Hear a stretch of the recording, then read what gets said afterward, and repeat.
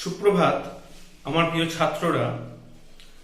আমি তোমাদের স্কুলের বাংলা ভাষা এবং সাহিত্য বিভাগের একজন শিক্ষক SKR স্যার। আজ আমি সপ্তম শ্রেণীর একটি কবিতা আমার আলোচনার বিষয় হিসাবে বেছে নিয়েছি। তবে আমার আলোচনা শুরু করার আগে বেশ কিছু কথা বলা উচিত। কথাটি হচ্ছে, সারা বিশ্বব্যাপী যেভাবে করোনা ভাইরাসের প্রকোপ বাড়ছে,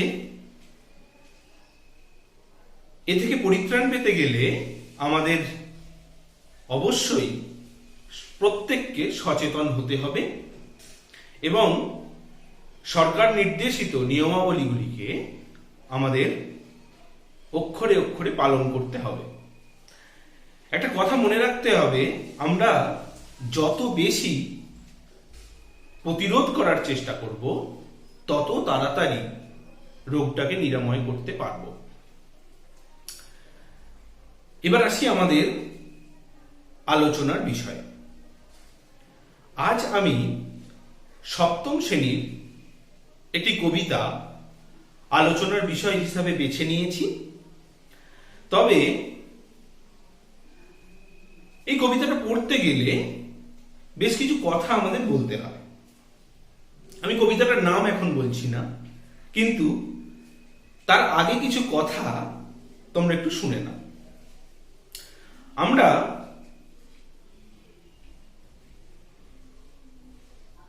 ষষ্ঠ শ্রেণীতে, মানে ক্লাস 6-এ,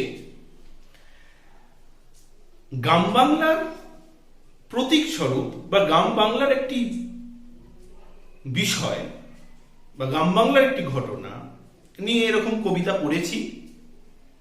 যেমন আমরা ক্লাস 6-এ যতীন্দ্রনাথ সেনগুপ্তের হাট কবিতাটি পড়েছি। এটি একটি গ্রাম বাংলার বুকে বসা একটি হাট। আমরা সপ্তম শ্রেণীতে আজকে যেটা পড়ব সেটি হচ্ছে কিশোর কবি সুকান্ত ভট্টাচার্য রচিত চিরদিনের এই কবিতাটি। আবার বলার বিষয়, আমরা আবার ক্লাস 8-এ গিয়ে পড়ব পারাগার দুঃপ্রহর ভালোবাসি এই কবিতাটি।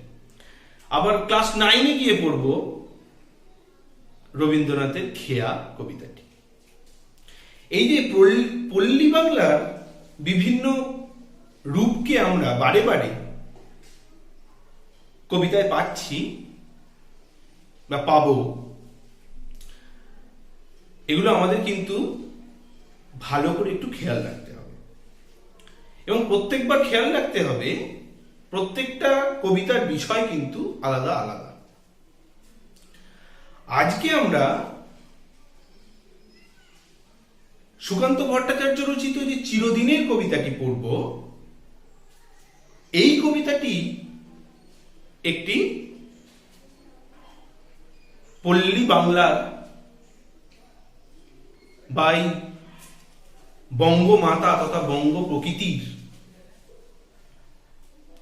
বৈচিত্র্য আছে সেই কবিতায়, এবং সেই কবিতায় সেই পল্লী বাংলার মানুষের জীবনযাপনের চিত্র আছে। আবার এই পল্লী বাংলার মানুষ কিভাবে দুর্ভিক্ষ কবলিত হওয়ার পরেও বা দুর্ভিক্ষ দ্বারা লাঞ্ছিত হওয়ার পরেও কিভাবে আবার জেগে ওঠে, আবার কিভাবে নিজেরা হাঁটতে শুরু করে, আবার কিভাবে নিজেদের জীবনে চলতে শুরু করে, সে বিষয়টিও আলোচিত হয়েছে।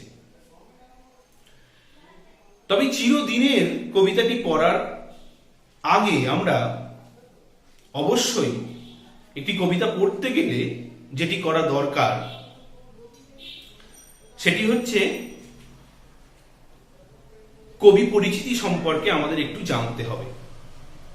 সেই কবি পরিচিতি বিষয়টি আমি একটু তোমাদের সামনে বলছি। অবশ্যই সেটা সুকান্ত ভট্টাচার্যের বিষয়ে কিছু বলবো, এবং এই যে সুকান্ত ভট্টাচার্য সম্পর্কে বলবো, তোমাদের পাঠ্য বইয়ে যতটুকু দেওয়া আছে কবি পরিচিতি ততটুকু আলোচনা করব, এবং আর দু চার কথা আমি নিজের থেকে বলবো। কবি পরিচিতি বিষয়টা তোমরা যারা এই ভিডিওটি দেখবে তারা অবশ্যই বইটাকে একটু ফলো করবে। কবি পরিচিতি বিষয়টায় যেটা লেখা আছে তোমাদের পাঠ্য বইয়ে, সেটি হচ্ছে সুকান্ত ভট্টাচার্য জন্ম 1926, মৃত্যু 1947। তাহলে আমরা দেখতে পাচ্ছি যে সুকান্ত ভট্টাচার্য কিন্তু দীর্ঘ জীবনের অধিকারী হননি। তিনি মাত্র 21 বছর বেঁচে ছিলেন। এগুলো একটু খেয়াল করবে তোমরা, কারণ এগুলো থেকে পরীক্ষায় প্রশ্ন আসে। তারপর যেটা বলার বিষয়, বাংলা সাহিত্যের অন্যতম প্রতিভাধর ও জনপ্রিয় কবি, কিশোর কবি নামে পরিচিত। এটা একটু খেয়াল রাখবে যে সুকান্ত ভট্টাচার্যকে আমরা কি কবি হিসাবে চিনি। সুকান্ত ভট্টাচার্যকে আমরা কিশোর কবি হিসাবে চিনি। কিশোর কবি একটু তোমরা খেয়াল রাখবে। বাংলা কবিতায় তিনি সাম্যবাদী চেতনার বিস্তার ঘটান। সাম্যবাদী চেতনা মানে খুব অল্প কথায় বললে আমরা সবাই সমান, আমরা সবাই একে অপরের সঙ্গে সবাই সমান, এবং সবার সমান অধিকার। এই যে সাম্যবাদ, এই সাম্যবাদী চেতনার প্রসার সুকান্ত ভট্টাচার্য তার কবিতায় ঘটিয়েছেন। তাহলে পরীক্ষায় প্রশ্ন আসতে পারে যে বাংলা কবিতায় সাম্যবাদী চেতনার প্রসার ঘটিয়েছেন এমন একজন তোমাদের পাঠ্য কবির নাম বলো তো। তখন উত্তরটা হবে সুকান্ত ভট্টাচার্য। এবার যে প্রশ্নটা আসে, দেখবে সঠিক উত্তর নির্বাচন করো, এই ধরনের প্রশ্ন আসে যে তার উল্লেখযোগ্য কাব্যগ্রন্থগুলির নাম। কোনো একটা নাম দিয়ে প্রশ্ন আসতে পারে। সেই নামগুলির মধ্যে যেগুলো মনে রাখতে হবে, চারটে নাম মোটামুটি মনে রাখলেই হবে। একটা হচ্ছে ছাড়পত্র, অবশ্যই মনে রাখবে, ঘুম নেই, পূর্বাভাস আর মিঠে করা। ছাড়পত্র, ঘুম নেই, পূর্বাভাস আর মিঠে করা। আমাদের যে পাঠ্য কবিতা চিরদিনের, এই চিরদিনের কবিতাটি কবি সুকান্ত ভট্টাচার্যের ঘুম নেই কাব্যগ্রন্থ থেকে নেওয়া হয়েছে। পরীক্ষার প্রশ্ন আসতে পারে কিন্তু যে সুকান্ত ভট্টাচার্য রচিত চিরদিনের কবিতাটি তার কোন কাব্যগ্রন্থ থেকে নেওয়া হয়েছে। উত্তরটা হচ্ছে তার ঘুম নেই নামক কাব্যগ্রন্থ থেকে নেওয়া হয়েছে। একটা কথা সুকান্ত ভট্টাচার্য সম্পর্কে বলার, সেটা হচ্ছে সুকান্ত ভট্টাচার্যের কবি সত্তা, প্রত্যেক কবির তো আলাদা আলাদা কবি সত্তা থাকে। সুকান্ত ভট্টাচার্যকে আমরা কিভাবে ভাবতে পারি সেটা যদি একটু বলি, সেটা হচ্ছে সুকান্ত ভট্টাচার্য একজন মানবতাবাদী, সমাজ সচেতন এবং একটি গণতান্ত্রিক দৃষ্টিকোণকে সবসময় কবিতায় গুরুত্ব দিয়েছেন। মানবতাবাদী, সমাজ সচেতন এবং গণতান্ত্রিক দৃষ্টিকোণ, এই বিষয়গুলো একটু জেনে রাখা দরকার। আর যেটা বলার বিষয়, তিনি এই মাত্র 21 বছরের জীবনের অধিকারী হলেও, এত স্বল্প জীবনের অধিকারী হলেও তার কবিতাগুলো জীবনের জয়গানে মুখর। তার কবিতাগুলো জীবনের জয়গানে মুখর। এবার আমরা চলে আসি সরাসরি চিরদিনের কবিতা। চিরদিনের কবিতাটি কোন কাব্যগ্রন্থ থেকে নেওয়া হয়েছে না ঘুম নেই নামক কাব্যগ্রন্থ থেকে নেওয়া হয়েছে। চিরদিনের এই কবিতাটি পড়ার আগে আমাদের কবিতার নামটা একটু খেয়াল করতে হবে। কিরকম? চিরদিনের। এখানে চিরদিনের বলতে কি চিরদিনের? না, চিরদিনের মানে হলো চিরকালের, এবং যেটা চিরন্তন, যেটা সত্য এবং যেটা শাশ্বত। আমরা এই কবিতাটা পড়তে গিয়ে দেখব যে কবিতায় এই পল্লী বাংলার তথা এই গ্রাম বাংলার, এই বঙ্গ প্রকৃতির এমন কিছু বৈচিত্র্য, এমন রূপ, এবং এখানকার মানুষের জীবনযাপন, এবং এখানকার মানুষ দুর্ভিক্ষ কবলিত হওয়ার পরেও দুর্ভিক্ষ থেকে নিজেদের কিভাবে উত্তরণ ঘটায়, আবার কিভাবে এগিয়ে চলে, তার একটা ধারণা পাব। এবং কবিতাটা পড়ে আমরা দেখব যে সত্যি বঙ্গমাতার বা বঙ্গ প্রকৃতির বা পল্লী বাংলার যে জীবন, মানুষের জীবন, প্রকৃতির যে বৈচিত্র্য, এবং মানুষের এই যে দুর্ভিক্ষ থেকে উত্তরণ করে আবার হাঁটতে শুরু করা, চলতে শুরু করা, অন্ধকার থেকে আলোর দিকে যে সবসময় মানুষের যাত্রা, এটা যেন একটা চিরদিনের তথা চিরকালীন ব্যাপার, এবং এটাই শাশ্বত। এটাই যেন বঙ্গ প্রকৃতি বা বঙ্গমাতার বা পল্লী বাংলায় ঘটে থাকে। ঠিক আছে, আমি কবিতাটি একবার তোমাদের সামনে প্রথম পড়ছি, পড়ে আমি প্রত্যেকটা লাইনের মানে বলে দেব, এবং তারপর কবিতাটা একটু সারমর্ম বলে দেব, এবং কবিতা থেকে কি কি প্রশ্ন ইম্পর্টেন্ট সেগুলো আমি একটু তোমাদের সামনে আলোচনা করে দেব। কবিতাটা আমি একটু পড়ছি।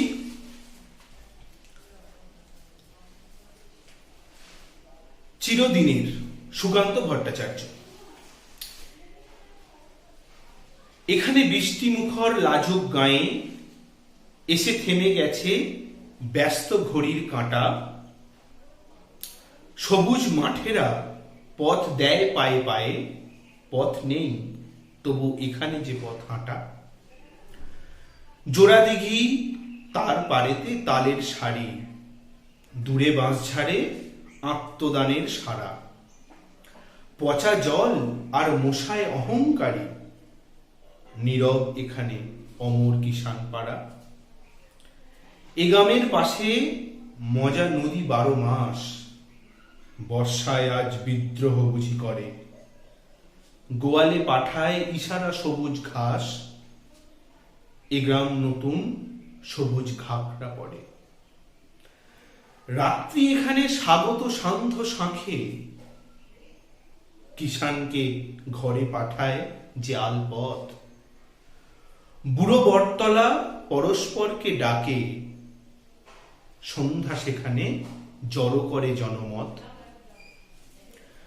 দুর্ভিক্ষের আঁচল জড়ানো গায়ে এ গ্রামের লোক আজও সব কাজ করে।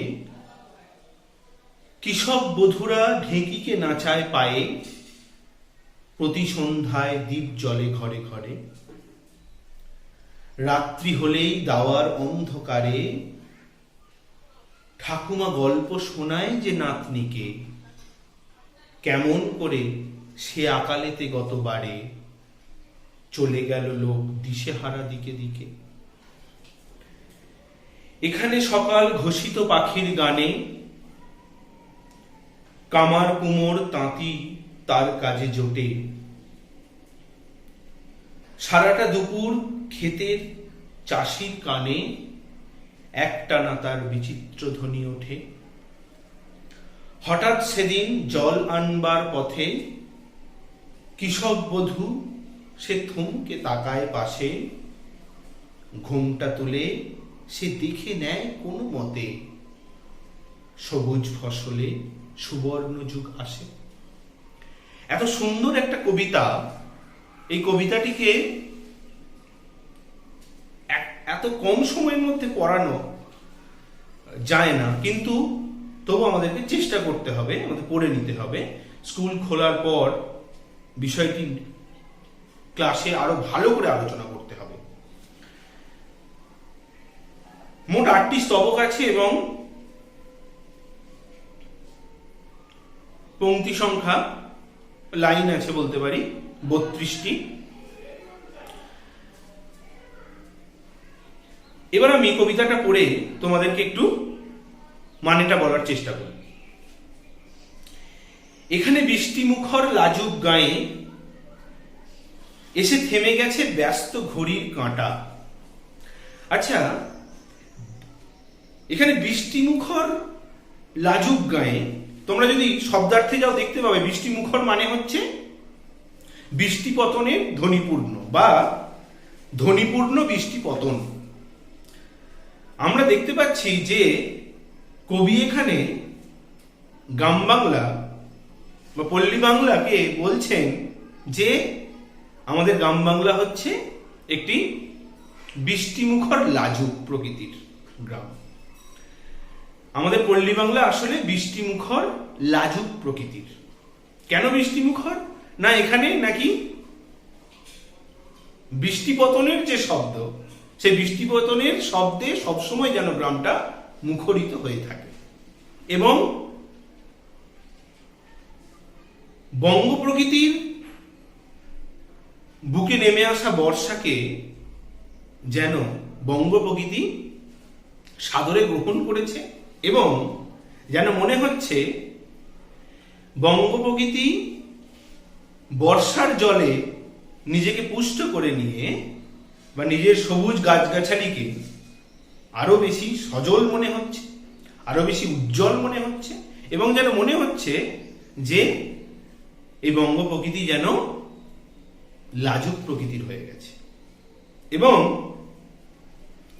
কি বলা হচ্ছে না এখানে বৃষ্টিমুখর লাজুক গায়ে, তাহলে গ্রামকে কিসের সঙ্গে তুলনা করা হচ্ছে? না আমাদের পল্লী প্রকৃতিকে বৃষ্টিমুখর লাজুক বলা হচ্ছে। এসে থেমে গেছে ব্যস্ত ঘড়ির কাঁটা। খুব গুরুত্বপূর্ণ কথা, দেখো ব্যস্ত ঘড়ির কাঁটা, ঘড়ির কাঁটা কিন্তু সবসময় ব্যস্ত থাকে, কোনো সময় থেমে থাকে না। আমাদের এই পল্লী বাংলার জীবন বা পল্লী বাংলার যদি বলতে পারি স্বভাব বৈশিষ্ট্য, সেখানে কিন্তু শহুরে মানসিকতা বা শহরের মতো গ্রামের মানুষের জীবন অত বেশি ঘড়িতে বাঁধা নয়। কেন এই কথাটা বলছি?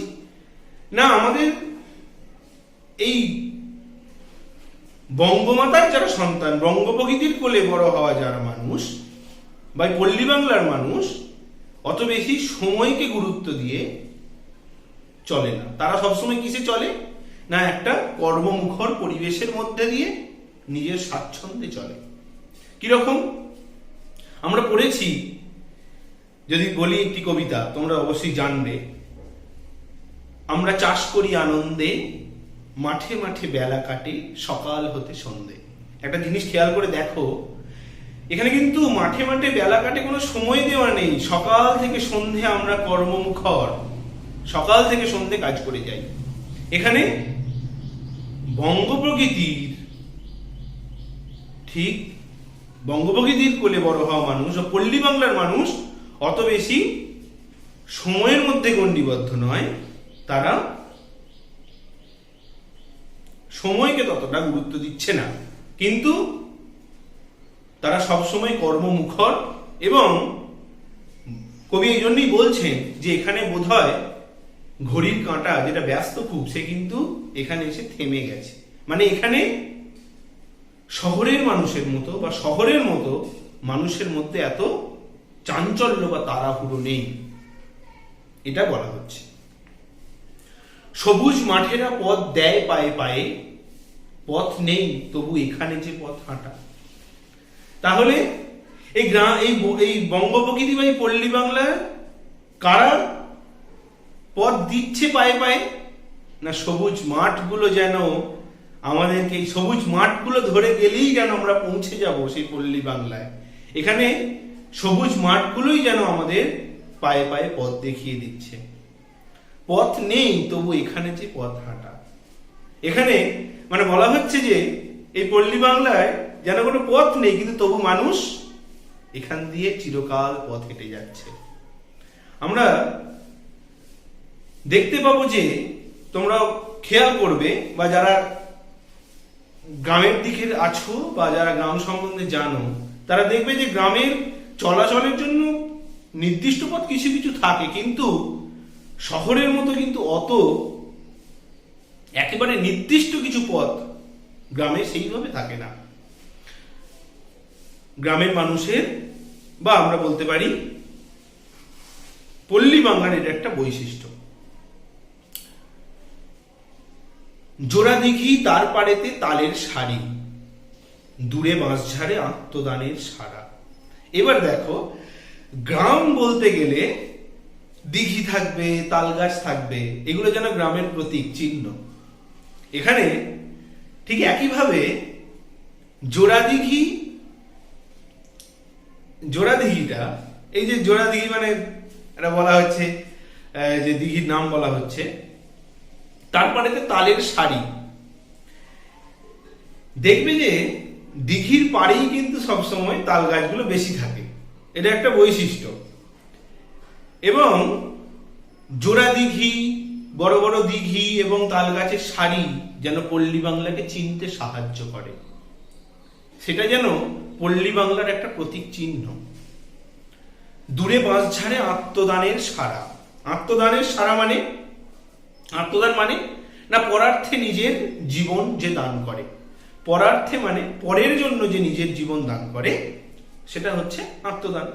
এখানে কবি বলছেন যেন বঙ্গপ্রকৃতির বা পল্লী বাংলার যে বাঁশবাগানগুলি তথা বাঁশঝাড়, সেই বাঁশঝাড়গুলো যেন নীরব, এবং সেখানে যেন কিসের সারা? আত্মদানের। অর্থাৎ এই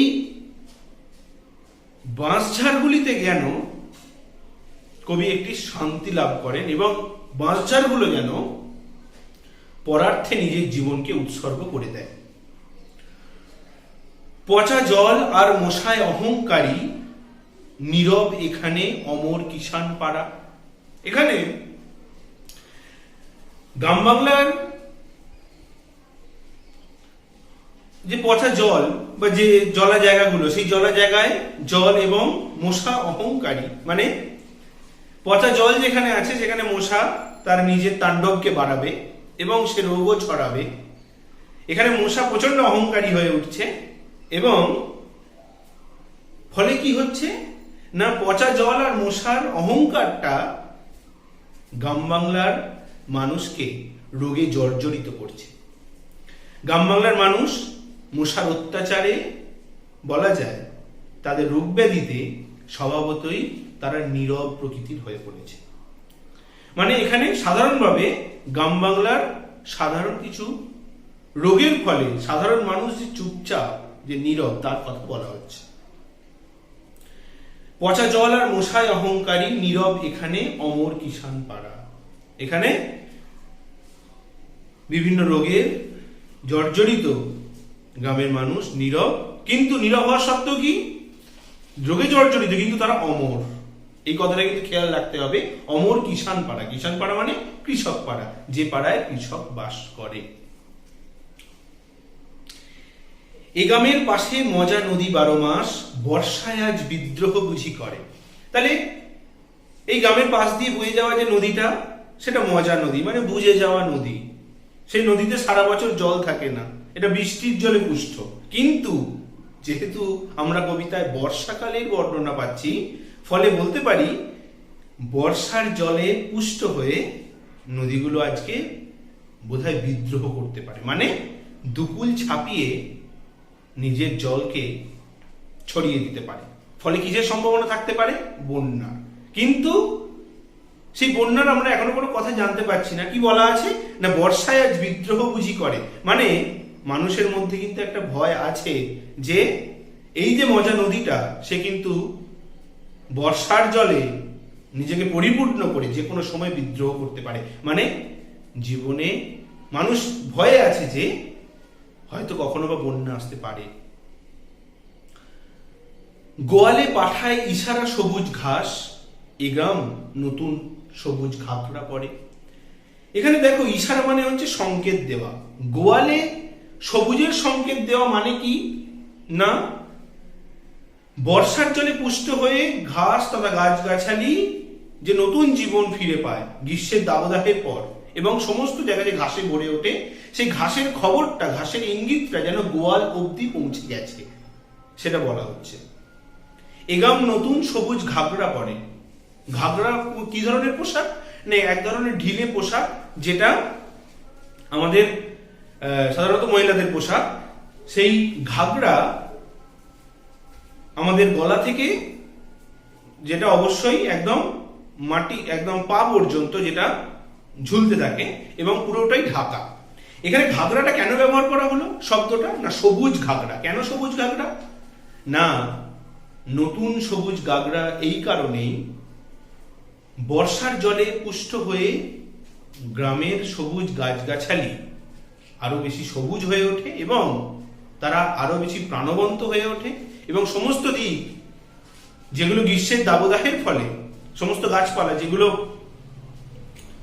নষ্ট হয়ে যাচ্ছিল বা যেগুলো একদম শুকিয়ে যাচ্ছিল, সেগুলো আবার নতুন করে প্রাণ ফিরে পেয়েছে। সেটারই বর্ণনা করা হচ্ছে, যেন বলা হচ্ছে যে গ্রামটা নতুন সবুজ ঘাগরা পরে ফেলেছে। রাত্রি এখানে স্বাগত সান্ধ্য শাঁখে, কিষানকে ঘরে পাঠায় যে আলপথ। খুব সুন্দর বর্ণনা দেখো। গ্রাম বাংলায় রাত্রিকে কিভাবে স্বাগত জানানো হচ্ছে? না, শাঁখের মাধ্যমে, শঙ্খ দড়ি দিয়ে, যেন মানে আমাদের একটা সাধারণ শহরে হয়তো এটা হয় না, কিন্তু গ্রামের দিকে এখনো সন্ধ্যাবেলায় প্রত্যেকের গৃহে শাঁখ বাজানো হয়। সেই শাঁখ বাজানো আসলে যেন কবি বলছেন, সেই শাঁখ বাজিয়ে আমরা কি করছি? না, শাঁখ বাজিয়ে যেন রাত্রিকে আমরা অভিবাদন জানাচ্ছি, রাত্রিকে যেন স্বাগত জানাচ্ছি শাঁখ বাজিয়ে। সান্ধ্য শাঁখ মানে সন্ধ্যাকালীন শাঁখ। তা সন্ধ্যাবেলায় শাঁখ বাজিয়ে আমরা যেন রাত্রিকে স্বাগত জানাচ্ছি। কিষানকে ঘরে পাঠায় যে আলপথ। এই যে আমি বলেছিলাম মাঠে মাঠে বেলা কাটে সকাল হতে সন্ধে, এই যে সন্ধ্যা হলো, এবার কিন্তু মাঠে যারা গিয়েছিল কৃষক, কাঁধে নাগল নিয়ে, হাতে কোদাল নিয়ে, তারা কিন্তু এবার ঘরে ফিরে আসছে। এবং তারা যে ঘরে ফিরে আসছে, কোথা দিয়ে আসছে? না, যেন কোথা দিয়ে বলা হচ্ছে দেখো তোমরা, পাঠায় যে আলপথ। আল হচ্ছে দুটো জমির মধ্যে দিয়ে একদম সরু চলাচলের যে রাস্তা, বা দুটো জমিকে আলাদা করার যে চিহ্ন বলা যায়, সেই আলপথ ধরে কে ফিরে আসছে? না, যে কৃষক যে মাঠে চাষ করতে গিয়েছিল, সে কিন্তু এবার ফিরে আসছে। কেন ফিরে আসছেন? এবার সন্ধ্যা হয়েছে। বুড়ো বটতলা পরস্পরকে ডাকে, সন্ধ্যা সেখানে জড়ো করে জনমত। কি সুন্দর দেখো বর্ণনা। গ্রামের একটা বৈশিষ্ট্য হচ্ছে যে, শহরের দিকে যেমন অনেক বেশি সন্ধ্যাবেলায় মানুষ বেরোয়, কেনাকাটা করে, কিন্তু গ্রামের মানুষ কোথায় এসে জমা হচ্ছে সন্ধ্যাবেলায়? বুড়ো বটতলায়। একটা বুড়ো বট গাছ, একটা বড় বট গাছ, সেই বড় বট গাছের তলায় গ্রামের মানুষ এসে, মানে গ্রামের সবাই তো আসবে না, যারা আড্ডা দেয় তারা আসবে, এসে জড়ো হবে এবং কি করবে দেখো, যেন বলা হচ্ছে যে বুড়ো বটতলা পরস্পরকে ডাকছে। গ্রামের সমস্ত মানুষ এই বুড়ো বটতলায়, মানে যারা ফাঁকে বেরোয়, বিশেষত পুরুষরা, নিশ্চয়ই মহিলারা আসবেন না, সেই পুরুষরা যে বটতলায় এলো নিজেদের মধ্যে কথাবার্তা বলার জন্য, একটু করে বললে আড্ডা দেওয়ার জন্য, সন্ধ্যা সেখানে জড়ো করে জনমত। জনমত মানে কি বলতো? না, সাধারণ বা অধিকাংশ লোকের অভিমত। এখানে একজন আরেকজনকে নিজের অভিজ্ঞতার কথা, নিজের কথা বলবে এবং সবাই সবার কথাটাকে শুনবে, সবাই সবার মতো কথা বলবে। মানে প্রধানত এই বুড়ো বটতলায় মানুষজন একত্রিত হয় এবং নিজেদের মধ্যে আলোচনা করে, তথাকথিত গল্প করে বা আড্ডা দেয়। এইবার দেখো আমরা কবিতাটার কোন জায়গায় যাচ্ছি। দুর্ভিক্ষের আঁচল জড়ানো গায়ে, এ গ্রামের লোক আজও সব কাজ করে। তাহলে দেখো, দুর্ভিক্ষের আঁচল জড়ানো গায়ে,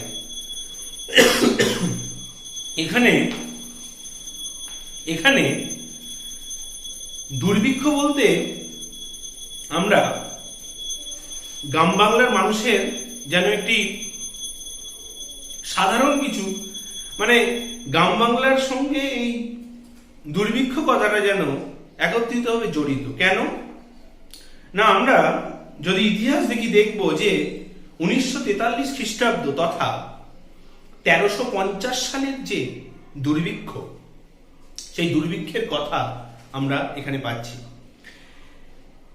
দুর্ভিক্ষের আঁচল জড়ানো গায়ে, এখানে গ্রাম বাংলার মানুষরা কিরকম আঁচল, না দুর্ভিক্ষে গ্রাম বাংলার মানুষদের গায়ে কি জড়ানো আছে, কিসের আঁচল জড়ানো আছে, না দুর্ভিক্ষের আঁচল। এখানে দুর্ভিক্ষ কবলিত গ্রাম বাংলার মানুষকে যেন আমরা দেখতে পাচ্ছি। তবে দেখো, দুর্ভিক্ষের আঁচল জড়ানো গায়ে এই গ্রামের লোক আজও সব কাজ করে, কিন্তু গ্রামের মানুষ দুর্ভিক্ষ এলেও সেই দুর্ভিক্ষ থেকে উত্তরণের সব সময় চেষ্টা করে। তার জন্য কি করে না, তার জন্য তারা আজও কাজ করে যায়। আসলে তারা পথ চলাকে কোনোদিনই থামায় না। মানে তারা এটা বিশ্বাস করে যে মেঘ দেখে কেউ করিস না ভয়, আড়ালে তার সূর্য হাসে। দুর্ভিক্ষ এসেছে মানে যে আর তাদের জীবনে সব চলা বন্ধ হয়ে গেল বা তাদের জীবন এখানেই থমকে দাঁড়ালো, এটা কিন্তু নয়। এই গ্রামের লোক আজও সব কাজ করে। তারা দুর্ভিক্ষের আঁচল তাদের গায়ে আছে, তারা দুর্ভিক্ষকে সহ্য করছে, কিন্তু তারা তবু তার সঙ্গে তাল মিলিয়ে কাজ করে যাচ্ছে।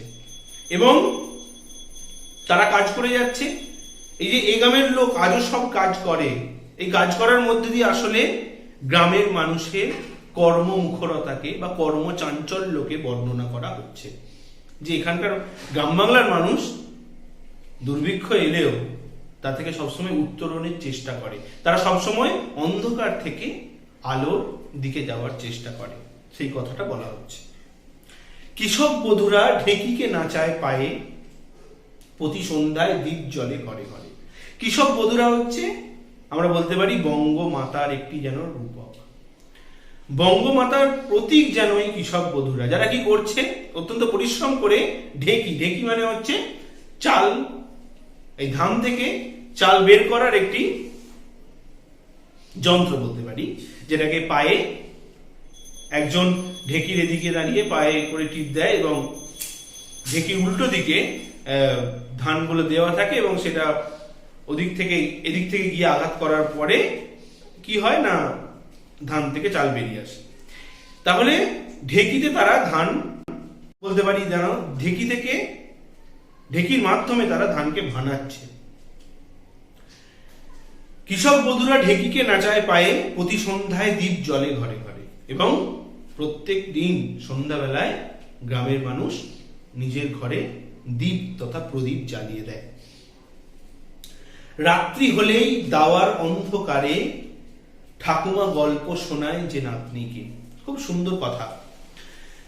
দাওয়া বলতে আমরা বলতে পারি বারান্দা বা রোয়াক, বারান্দা, সেই মাটির ঘর, সেই মাটির ঘরের সঙ্গে সংলগ্ন বারান্দা, সেই বারান্দায় বসে কি হচ্ছে না, সন্ধ্যাবেলা যখন সন্ধ্যা হয়েছে,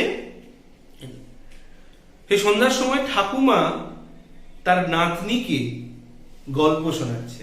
কিন্তু সেটা কিসের গল্প সেটা আমরা দেখবো পরে। কিন্তু দেখো, এটা একটা গ্রাম বাংলার একটা সাধারণ চিত্র, যে সন্ধ্যাবেলায় বাড়ির ঠাকুমা দাদুরা তাদের নাতি নাতনিকে গল্প শোনায়। এটা একটা গ্রাম বাংলার সাধারণ বৈশিষ্ট্য বলা যায়। আমরাও শুনেছি, আমাদেরও গ্রামের বাড়ি, আমরাও শুনেছি। এবার দেখো সেই গল্পের বিষয়টা কি না, কেমন করে সে আকালেতে গতবারে চলে গেল লোক দিশাহারা দিকে দিকে। তাহলে গল্পটার বিষয় কিন্তু দেখো, তোমরা একটু খেয়াল করে, গল্পটার বিষয় কিন্তু আকাল মানে দুর্ভিক্ষ। এখানে গল্পের বিষয় কিন্তু কোনো রাজা রানীর গল্প নয়, কোনো ভূত পেতনির গল্প নয়, দুর্ভিক্ষের গল্প। এটা কিন্তু আমাদের একটু খেয়াল রাখতে হবে এবং পরীক্ষা প্রশ্ন আসতে পারে। ঠাকুমা গল্প শোনায় যে নাতনিকে, কেমন করে সে আকালেতে গতবারে চলে গেল লোক দিশাহারা দিকে দিকে। ঠাকুমা তার নাতনিকে বলছে যে গত বছর বা গতবারে যে দুর্ভিক্ষ দেখা দিল, সেই দুর্ভিক্ষে যে আকালে কত মানুষ এক মুঠো খাওয়ার জন্য দিশাহারা হয়ে দিকে দিকে চলে গেল, তার কথা বলা হচ্ছে। মানে মানুষ খাদ্যের সন্ধানে গ্রাম থেকে বেরিয়ে নিজেদের পেটের দায়ে যে দিশাহারা হয়ে, দিশাহারা মানে কিংকর্তব্য বিমূঢ় বা দিগ্ভ্রান্ত হয়ে যাওয়া, কি করবে ভেবে পাচ্ছে না, এক মুঠো খাওয়ার জন্য দুর্ভিক্ষের সময় তারা কোথায় চলে গেল, সেই কথা সুন্দরভাবে বর্ণনা করছে নাতনিকে তার ঠাকুমা। এখানে সকাল ঘোষিত পাখির গানে কামার কুমোর তাঁতি তার কাজে জোটে। তাহলে দেখো, আমাদের পল্লী বাংলার সন্ধ্যা হচ্ছে শাঁখ বাজিয়ে, সন্ধ্যা হওয়ায় রাত্রিকে স্বাগত জানাই, সন্ধ্যাবেলায় প্রদীপ জ্বালাই। সকালবেলা কিভাবে সকালটা ঘোষিত হচ্ছে? ঘোষিত মানে কি না, ঘোষণা করা হচ্ছে যে এবার সকাল হলো। কিভাবে হলো না, পাখির গানে, মানে পাখির কলকাকলিতে যেন বলা হচ্ছে যে গ্রামের সকাল হলো, একটা নতুন সকাল, একটা নতুন সূর্য যেন উঠলো। কিসের মাধ্যমে? না, পাখির কণ্ঠস্বরের মাধ্যমে, পাখির গানের মাধ্যমে যেন প্রচারিত হলো যে পল্লী বাংলায় সকাল হলো। যেই সকাল হলো, কি হলো দেখো, কামার কুমোর তাঁতি তার কাজে জোটে। কামার কুমোর তাঁতি তার কাজ করতে লেগে গেল। এখানে আমরা এই লাইনটার মধ্যে দিয়ে আমরা পল্লী বাংলার মানুষের কর্মমুখরতা বা কর্মচাঞ্চল্যটাকেই গুরুত্ব দিচ্ছি বেশি করে, যে তারা সবসময় কাজ নিয়ে ব্যস্ত থাকে, কাজ আর কাজ। একটা কথা বলার, ওরা চিরকাল টানে দাঁড় ধরে থাকে হাল। এই যে কথাটা খুব বিখ্যাত কথা, ওরা কাজ করে, ওরা সবসময় কাজই করে যায়। কেন কাজ করতে হচ্ছে তাদেরকে? না, তাদের কাজ করতে হচ্ছে এই কারণেই, তাদের গতবারে কি গেছে? দুর্ভিক্ষ গেছে। সেই দুর্ভিক্ষকে সামলাতে গেলে কি করতে হবে? কাজ করতে হবে। কাজ করলে কি পাবো? খেতে পাবো। সারাটা দুপুর খেতে চাষির কানে একটানা তার বিচিত্র ধ্বনি ওঠে। এখানে এই চাষিরা যেন বঙ্গমাতার বা বঙ্গ প্রকৃতির সন্তান, তারা বঙ্গ প্রকৃতির সূক্ষ্ম সূক্ষ্ম আওয়াজগুলোকেও যেন প্রাণ দিয়ে অনুভব করতে পারে। সেই জন্য বলা হচ্ছে যে সারাটা দুপুর খেতে চাষির কানে, যে খেতে চাষ করছে যে চাষিটা, সে সারাটা দুপুর ধরে কি কানে শুনতে পাচ্ছে? না, গ্রামের বিভিন্ন আওয়াজ। কি আওয়াজ? পাখির আওয়াজ, গ্রামের মানুষের কথাবার্তার আওয়াজ, তারপরে আর কিসের আওয়াজ? না, বিভিন্ন গ্রাম থেকে ওঠা বিভিন্ন শব্দ, পাখির, গ্রামের মানুষের কাজকর্মের কথা, বিভিন্ন আওয়াজ। এবং দূর দূর থেকে যখন আমরা গ্রাম, মানে ধরো খেতে চাষ করছি কিন্তু গ্রাম থেকে কি শোনা যাচ্ছে, এটা যদি চেষ্টা করি দেখবো বিভিন্ন রকম আওয়াজ আসে। এখানে সেই বিচিত্র ধ্বনি সারাদিন ধরে অনুভব করতে থাকে। কে অনুভব করতে থাকে? না, যে মাঠে চাষ করছে সেই চাষিটি। এবং এই অনুভবটা সে কি করে করতে পারছে? না, বলা হচ্ছে যেন এই কৃষক, এই চাষিরা এই বঙ্গ প্রকৃতি বা পল্লী প্রকৃতিরই সন্তান, এই জন্য। এবং তার কানে এই যে বিচিত্র ধ্বনি উঠছে, এই বিচিত্র ধ্বনি ওঠার মধ্যে দিয়ে আরেকটা বিষয়কে আবার মনে করিয়ে দিচ্ছেন কবি, যে গ্রামের মানুষ অনেক বেশি কর্মমুখর এবং কর্মচঞ্চল। তারা সবসময় কাজ নিয়ে থাকে, কাজ আর কাজ।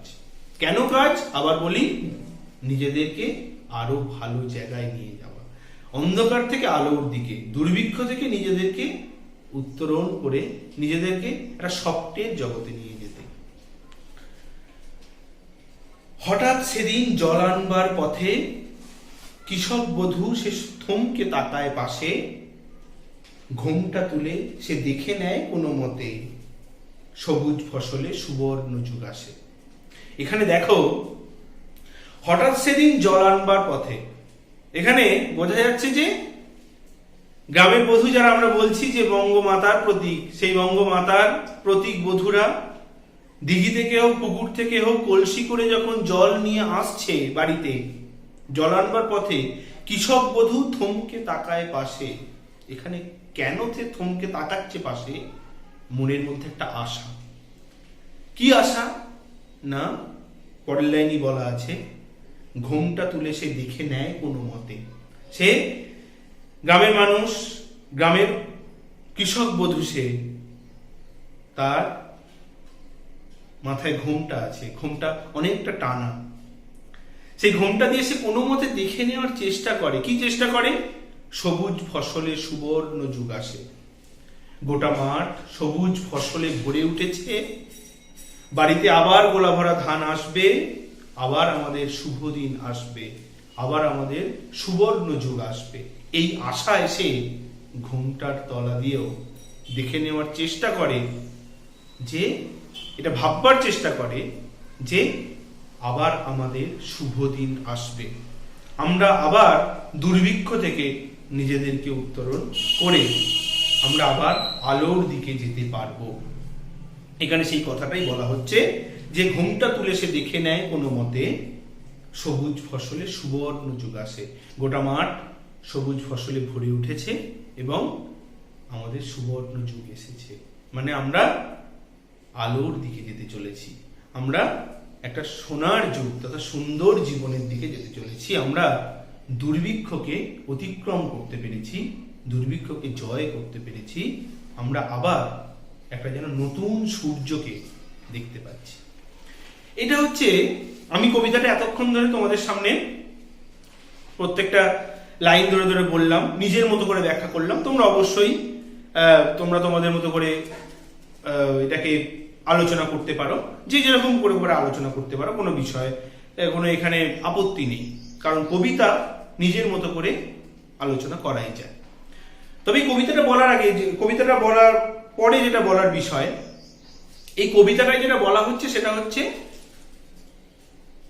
এই কবিতায় আমাদের বঙ্গ প্রকৃতির বা পল্লী বাংলার একটা রূপ বৈচিত্র্যর বর্ণনা আছে, এবং এই কবিতায় পল্লী বাংলার মানুষের জীবনযাপনের চিত্র আছে, তাদের কর্মমুখরতা, তাদের কর্মচাঞ্চল্যের কথা আছে, আর আছে কিভাবে এই পল্লী বাংলার মানুষ দুর্ভিক্ষকে জয় করে বা দুর্ভিক্ষকে অতিক্রম করে কিভাবে চলতে শুরু করে, বা দুর্ভিক্ষকে অতিক্রম করেও কিভাবে অন্ধকার থেকে আলোর দিকে যায়, তারা যে কখনোই থেমে যায় না, সেই কথা এখানে বলা হয়েছে।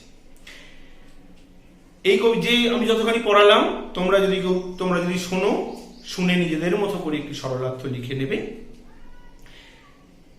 যে প্রশ্নগুলি এখান থেকে গুরুত্বপূর্ণ সেটা হচ্ছে, চিরদিনের কবিতায় পল্লী বাংলার মানুষের জীবনযাপনের যে চিত্র ফুটে উঠেছে তা আলোচনা করো, 1। 2 নম্বর প্রশ্ন, চিরদিনের কবিতাটির সরলার্থটি লেখো। 3, চিরদিনের কবিতায় পল্লী বাংলার মানুষ কিভাবে দুর্ভিক্ষ কবলিত অবস্থা থেকে কিভাবে আবার তাকে অতিক্রম করে চলতে শুরু করে তার বর্ণনা দাও, এটা একটা। এই মোটামুটি প্রধান প্রশ্ন। এছাড়া প্রচুর শর্ট প্রশ্ন আছে, কবি পরিচিতি থেকে কি প্রশ্ন আসবে সেগুলো আমি বলে দিয়েছি। এই মোটামুটি পড়ানোর বিষয়। তবে আরেকবার বলে দেওয়ার বিষয়, নামকরণ চিরদিনের, এটা অত্যন্ত ভাবে সার্থক। কেন নামকরণ তোমাদের পড়বে না, কিন্তু তবু বলে রাখি, আমরা এই চিরদিনের কবিতাটির মধ্যে দিয়ে শাশ্বত, চিরন্তন এবং চিরকালীন গ্রাম বাংলার একটা রূপবৈচিত্র্য, গ্রাম বাংলার মানুষের দৈনন্দিন জীবনযাপন বা তাদের জীবনযাপনের চিত্র এবং তাদের দুর্ভিক্ষ থেকে উত্তরণের যে রাস্তা বা উত্তরণের যে ঘটনা, যে কথা, সেই কথাগুলোকে ফিরে পেয়েছি।